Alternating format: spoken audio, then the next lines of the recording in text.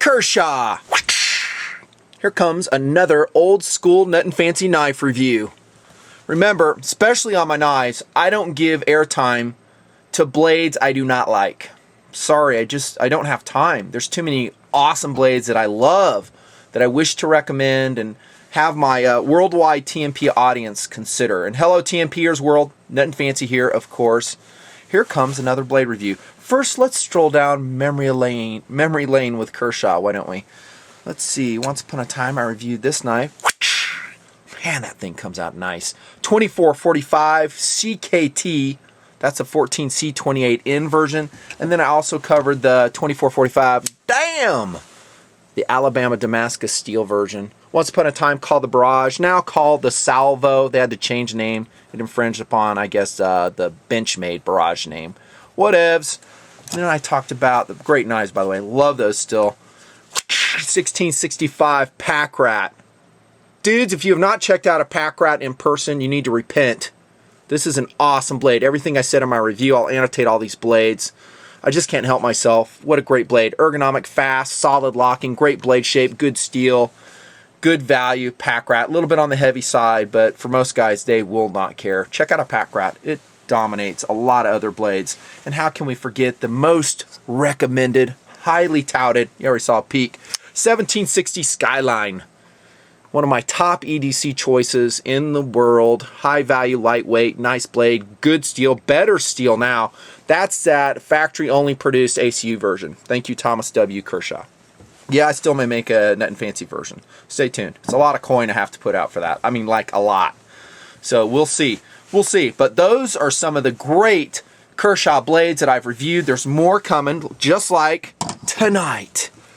Breaking out the talking points. Oh. Sometimes I kind of want to break away from the talking points, at least in the knife reviews. I mean, I started with my knife reviews. You guys know that. I can talk extemporaneously. No problem. Of course, I always forget stuff, mix stuff up, maybe get a few facts wrong.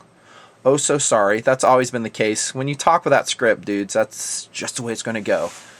Let me give you more reasons to spend your hard-earned money. And honestly, I've given you guys enough break for the knife reviews, right? Because I sometimes guys will say, Nutnfancy, man, you're killing me. Every time you come out with a knife review, I got to go buy it. I feel your pain, brother. I am a knife addict. Knife addict. I should be attending some support group somewhere. But until then, I'm going to turn you on to my addiction. Kind of like this knife. Let's talk Kershaw again. OD1.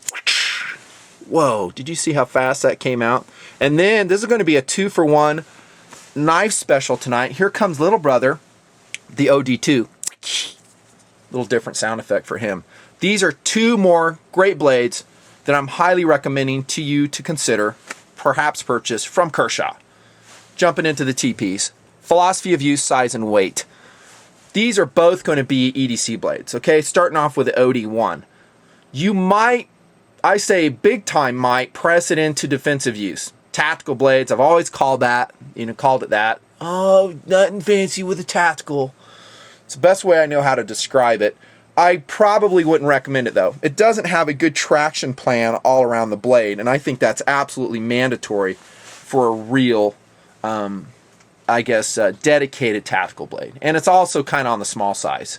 The blade length on the OD1, 7.5 centimeters. Oh, how's that? European TMPers breaking out with a metric system. You Americans, 2 15/16 inches. We'll just call it 3-inch. 3-inch blade for that one. Okay, but I'm saying EDC for this. Okay, that's where it's going to excel. And that's honestly, obviously, where we're going to use pretty much 99.9% of all the blades we carry. Thank heavens. Huh, keep saying that too.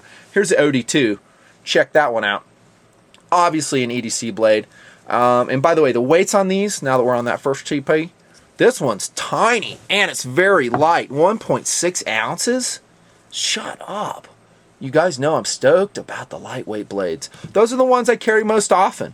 You know, guys will say, well, why do you care about the 4-ounce limitation? Because from my experience, the ones that weigh less than 4 ounces, kind of like the 1760, are the ones I carry most.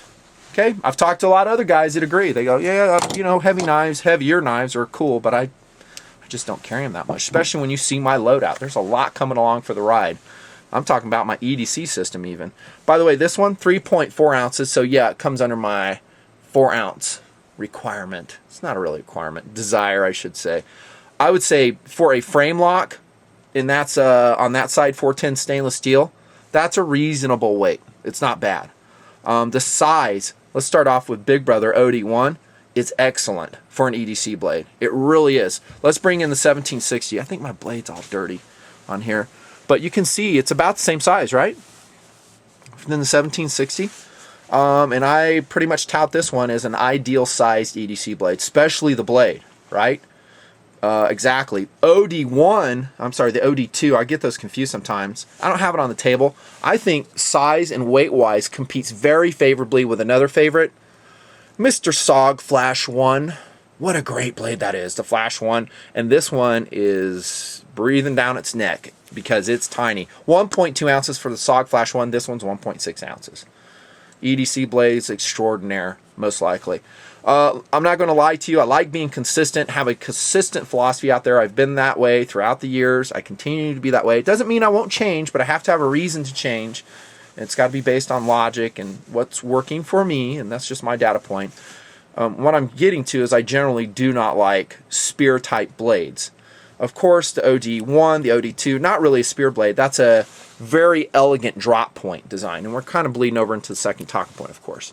Okay, I like it. I think it's very functional in the everyday carry role, in the utility role, because what are we doing with our knives? Most often we're opening up packages, we're doing some food preparation, maybe we're digging out a splinter, doing some other type of in-field surgery, stuff we've always done with our blades. I love, in that case, this type of blade shape that has, one, a delicate tip on it. Okay, some guys, and it just depends. I mean, guys sometimes get really excited when a blade like this has a delicate tip. They're like, well, gosh, man, if I drop that knife on the concrete, the tip will break off. Yeah, probably. Don't drop your knife on the concrete. You know, there's a lot of things you can do to abuse the items you own. I recommend not doing that. And in exchange, you get something that has that precision detail capability. Also, in this blade, you have some belly. See, because it's not like totally straight shanked coming out there, which I would not like. It has some belly in there, just like I said the Skyline does. And that makes it useful because, again, most of our work's going to be from the tip down to here. If you don't believe me, go look at your EDC blades right now, and that's probably where most of the wear is. Blade shape, decent. The steels are different. Okay, and actually these knives are obviously they're two different blades, but they actually represent kind of two different quality levels. When we talk about value, we'll kind of demonstrate that in our pricing. Okay, the OD1, the larger one, 3.4 ounces, is wearing the 14C28N steel, which is pretty darn good. Again, I'm still getting experience in it myself. Okay, and I'm going to talk in detail right now on 14C28N. Some latest revelations for me personally. Again, there's lots of other dudes out there, smart guys using their blades, great reviews. These are just my data points. First off, like I said, I think in the updated Skyline review, which I just posted a few weeks ago, it's a fine carbide stainless steel from Sandvik. Okay, it's an upgrade from the previous 13C26. It's that martensitic stainless chromium steel, kind of a razor blade steel, at least 13C26 is. 28N is an upgrade from that, at least in rust resistance, and I think that's primarily why Kershaw went for this. One reason. Another reason is it has a great toughness level. It's easy enough to sharpen. It's a good steel. Some people, again, call it, I don't know, poor man's S30V. Maybe better said, a more affordable version of S30V steel, pushing about 58 to 60 on the Rockwell hardness scale. Okay, so here's my data point. I was like, man, I want to know how good that steel is. So I finally got out and I worked it. I mean, I took, actually I have two of these 1775, by the way, is the model number on the OD1, 1770 on the OD2. But I took I got two 1775s here on the table. Okay, there's number one. I'm sorry, that's number two. Here comes number one. Didn't deploy that too good. There you go. Yeah, I'll show you that in a sec. All right, so I took number one out, this knife, and I worked it over hard on cardboard. Okay, for a good 20 minutes. I mean, I cut a lot of cardboard with this sucker. Again, knife guys are going to know cardboard's a really good test. It's in a way an abusive test because there's so many impurities in cardboard, you can dull a blade very quickly. Anybody knows that who's cut cardboard with their knife. How did it perform? Let me see. If I were to just right now, snapshot in time, give it a performance value, I'll say out of 10, I would give it, I'll give it an 8, which is actually pretty high. Subject to change, but that's how it performed. It was not razor sharp after I got done with all that cardboard, nor could it be. I mean, the guys say, oh yeah, you know, I made a log cabin out of my knife, man, and I was shaving hair off my arm. No, you weren't. It doesn't happen that way. I've never seen any steel like that. But I'll say 14C28N that day on the cardboard test impressed me. And even more impressive is that it sharpened so readily when I was done with it. Okay, again, getting back to that fine, let me see, the fine carbide stainless steel quality of 14C28N and good edge stability. And it doesn't have any geometry issues coming out of the box. There are some knives that have. I've covered many of them here in TMP. In other words, they're so messed up with their relief edge that you have to regrind it. Okay, not so with this one. It's razor sharp out of the box. I'm talking about Big Brother here, OD1, and the edge came right back. Couple passes, I'd say 5 on each side with a ceramic rod, just freehand. You know, again, I suck for knife sharpening. I don't suck. I'm medium skill, and it came right back. So it's about as sharp, you know, OD1 number 1. This one is the one that went through the test. It's about as sharp as it came out of the box. Great steel with a caveat. Keeping it real. You guys know I keep it real, man. I'm not going to BS you. You know, I don't do this for the manufacturers. My loyalties lie with my friends across the world that subscribe and follow TMP. Here comes a data point. 14C28N will rust on you. I don't live in a very moist environment. However, do you see the rust forming on the tip there? Little rust spots? It puts me to think, how much better is it than 13C26? You know, and guys in the comments, and by the way, every knife review is its own forum. So we're going to have our own forum on, guess what, the 1770 and the 1775. Commentaries below. If you've had rust experience with 14C28N, good or bad, let us know. You know, and so I would say you're going to really have to take care of your blade. This steel, to me, just that little tiny rust, and I was, again, this is not a high moisture environment, just makes me think, you know, how will it get rusted over time. Talked about the blade shape, hollow ground, by the way. Okay, and guys go, well, you like full flat grind, don't you? Absolutely. Yeah, I do like FFG. It's probably my overall favorite. I will say hollow ground blade, if it's done right, is an amazing slicer. And that's probably my second favorite. OD1 and OD2 are both hollow ground. And the good news is it doesn't start like mid-spine. It comes up here off the flat, running towards the top of the spine down. So for a relatively narrow blade, pretty decent. Going on to OD2, 1.6 ounces, model 1770. I told you there are two different price points. They're two different value levels. This is a downgraded steel, and it's going to be 8CR13 MOV. If you forget, it's stamped right there on the blade. And by the way, I love how Kershaw does that. Love it. What have we found out about 8CR13 MOV?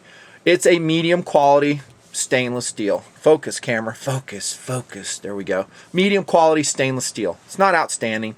Like you've seen, my friend Crockett up there in the mountains, Glacier Call, his rusted overnight. Lots of TMPers have weighed in on the comments complaining about rust issues on 8CR13 MOV knives.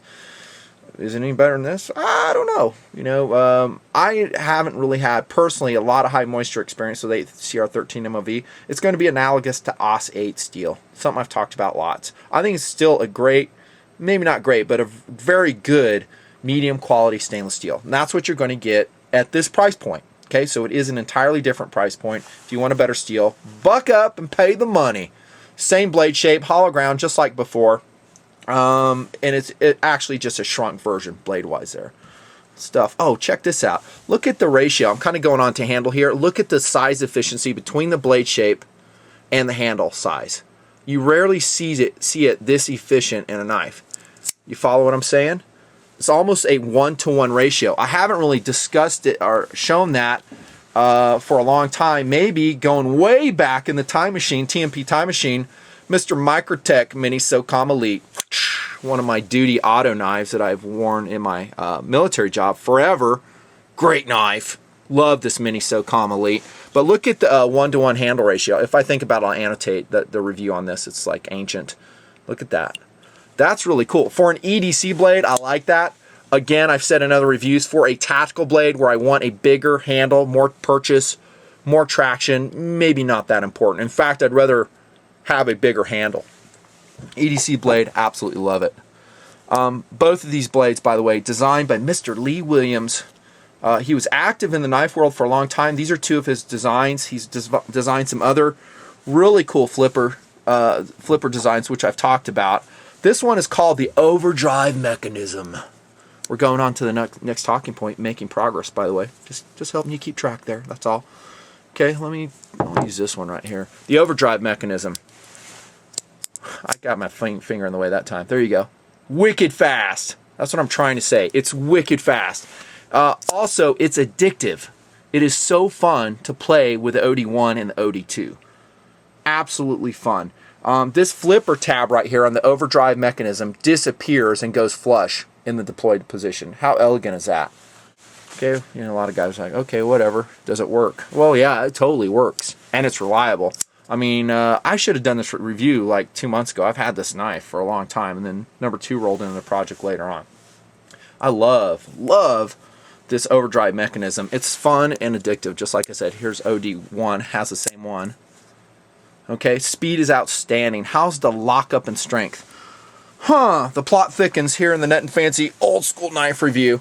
I will say a lot of guys like frame locks. They dig it. Okay, and again, here comes some differences between the two. Here's OD1, big brother. OD2 here is a liner lock. It's not a frame lock. Okay, and you can see the differences. First off, I like the looks of Kershaw frame locks. Okay, I talked about that in the 2445 barrage/salvo review, right? They're just cool looking. They look technical. We're talking second type of cool here. Okay, by the way, in speed, you can see those phosphor bronze bushings there. Partially responsible for why it comes out so fast. Okay, plot thickens. I'm thinking, maybe I should test and see how strong this frame lock is. I kind of wish I hadn't done it. I don't know why I did it. I did it. So I took it out on the table. It was another take while I was doing my first version of this review. And I spine whacked that sucker. I mean, I spine whacked it hard. And guess what? The blade folded. Yeah, I was able to release it. I know, crazy. I was surprised too. I was like, why is that releasing? A frame lock should be stronger. It should be more, rigid. It just wasn't. Okay, that was a data point. When I got done, the blade was loose. I mean, it was wiggling up and down, side to side, and I'm like, oh, great. Okay, now I've ruined the blade. And so that's initially what I said. Hang with me on this. I called Kershaw. I was like, hey, man, this is what I did. And can I just send it back and maybe we'll get a new one? And sorry, I got to tell my viewers about this. I did tell them I was Nutnfancy. They just said, oh, dude, don't worry about it. We'll send you another one. And actually, that's the one they sent me. I was like, I'll send this other one back. No kidding. They're like, no, please. It's not even a problem. So that's why I got 2. Okay, thank you, Kershaw. And by the way, before I was Nutnfancy, they still did that. Kershaw's customer service has always been superb.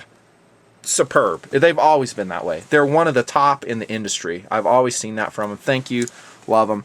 Okay, so that was the bad news. It did release. The good news is I worked on it, with a torque screw. I think the pivot point has a number T8 that you can just tighten up, and I was able to restore it back to factory rigidity. So right now, this is the one. No, it's actually this one with the skateboard tape on it. This is the one I abused. Okay, and it's as solid as it was coming out of the box, with a little bit of exception. Let's do this. Listen. There's just ever so slight movement. Ever so slight. Keep in mind, I abused this knife pretty good on that 2x4. Okay? I think overall, let me bottom line this because otherwise the review is going to be long. The frame lock is excellent. Don't get me wrong. And what I really love on the frame lock, by the way, is the lock bar stabilizer. See that disc right there? That prevents it from getting tweaked. Sometimes on the frame locks, like I loaned my frame lock. It was, what was it? My Camless Cuda Max to a friend, and he like totally over-rotated the lock bar. I'm like, dude, what are you doing? And he goes, I don't know. That's what a lock bar stabilizer is for. Okay, I love that. At this price level, it's unheard of. Okay, so that's a good point. And I think It looks cool again. Is it absolutely better than a liner lock like on the Skyline? For my mileage and what I intend to do with my EDC blades, probably not. But I don't want you guys to lose confidence in, you know, the OD1, OD2 either. They'll say, oh, they're weak lockups. No, they're not. I mean, I was abusing it on a 2x4. Generally something you're not going to be doing with an EDC blade. Okay, so I think the lockup out of the box, by the way, OD2, am I saying that right, is pretty good. Little bit of wiggle, ever so slight, but I haven't tweaked it yet either. Up and down, totally solid. Mostly excellent is what I'll say. Just a little caveat. Handle material. Again, 2 different knives, 2 different quality levels. G10, medium traction on Big Brother OD1. I've said that like 1,000 times. I love it. And to me, this knife is just kind of begging for some Duracoat. It is. Granted, I like the looks. I like the stamping, you know, Lee Williams designs. I think that's great. But, you know, I have a lot of Kershaw knives. And so it'd be, I don't know, be kind of fun to do something different. There's no traction topside. Okay, we're talking about handle material, wherever it is, ergonomics. No jimping. Yeah, I always mention that. It sucks. How hard is it to jump a blade? You know, the only way I can, I don't know, forgive a manufacturer for not jimping the blade is if aesthetically they don't like it. They go, and the designer, maybe Lee Williams goes, you know, just jimping would look stupid on this blade. Okay, fair enough. Then now we're in the realm of second type of cool. That makes sense. That aesthetically he wants clean lines. But, you know, first type of cool, we're talking performance and roll. How can you not have it? So, yeah, of course, Nutnfancy has to slam some skateboard tape up there. And, yeah, it absolutely rocks. Latch your thumb in. Yeah. It's really good. Handle material, by the way, on Little Brother OD2, completely different. It's Zytel. Okay, and again, different price point. And it's fine for the roll. And you're going to have 2 sides of it. As opposed to the frame lock, it's stainless steel on one side, the 410 stainless steel, G10 on that one. Zytel on both sides because it's a liner lock. Okay. Ergonomics. I think I've hit most of ergonomics here. Maybe I haven't. Let me look at my notes. Yeah, I think I covered most of it. Handle-wise, it feels pretty good in hand. Remember, this is a relatively small EDC along the lines, again, of the Skyline. Would you need to go reverse? I guess you could. Whatever, you know. There's no sharp edges. I like how they rounded the G10 pretty much. In other words, I don't come across here and grasp it and go, wow, that sucks. There's a lot of knives that actually have that problem. I've talked about it in review. Ergonomics, besides a lack of jimping, considering its EDC POU, are pretty good. Again, the disappearing actuation stud, the overdrive mechanism, I am a huge fan of that. Huge fan. You guys got to play with this knife and you'll realize how rockin' it is. I probably forgot some stuff here. Let's go on to clip design.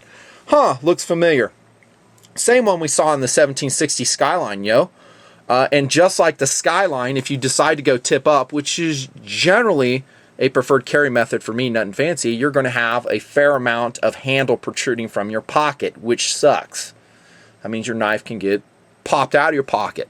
People can see it. Maybe you don't want them to see it. And just like the Skyline, if you reverse it and go tip down, by the way, it's only on one side, okay, pretty much set up for righties, then you're going to bury the knife deeper in the pocket.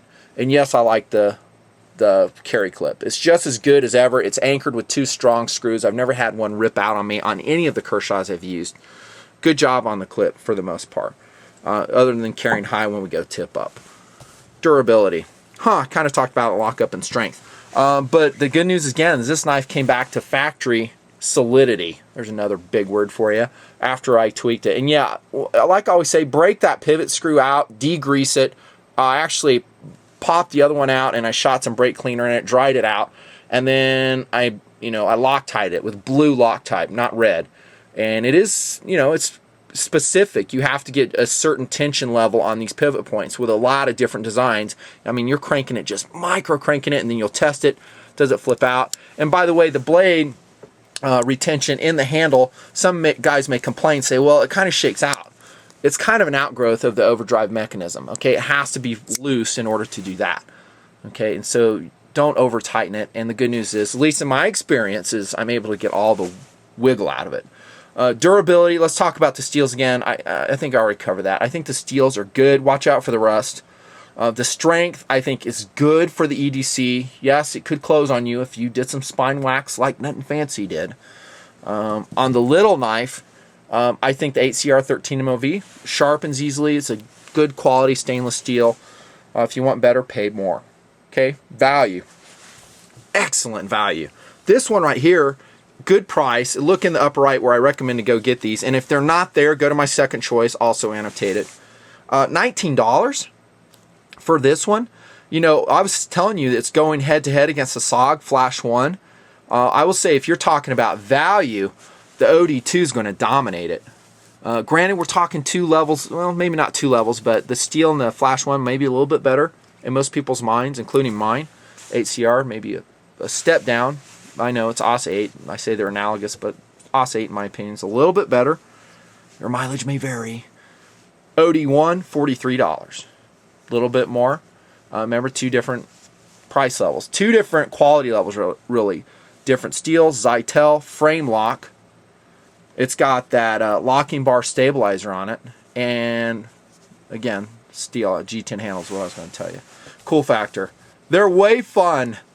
Way fun. 2 more reasons to go out and spend your hard-earned money. The OD1 rocks.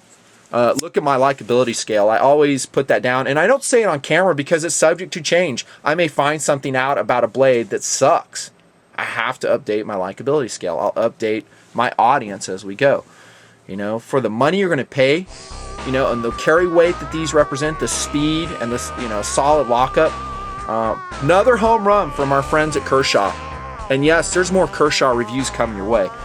One of my favorite knife companies. I love Kershaw. We'll probably talk to them again professionally and do some projects with them. So that's the OD1 and the OD2, both highly recommended and favored by me, Nutnfancy. Thanks so much for tuning in.